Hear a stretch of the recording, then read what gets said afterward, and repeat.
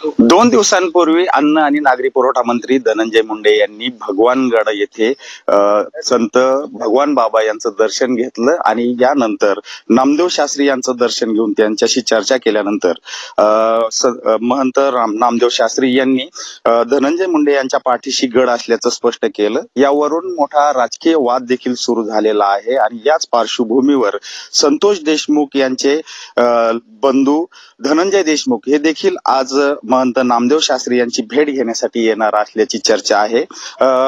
ते दुपारी येतील अशी एक शक्यता आहे आणि या पार्श्वभूमीवर आज काय चर्चा होते, नामदेव शास्त्री यांना ते काय बोलतात, कुठल्या विषयावर त्यांची चर्चा होते या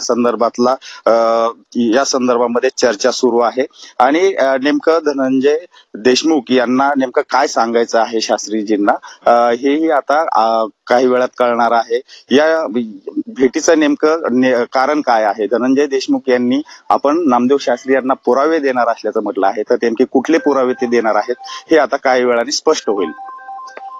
लैलेश बारगजे, J24 तास, अहिल्यानगर।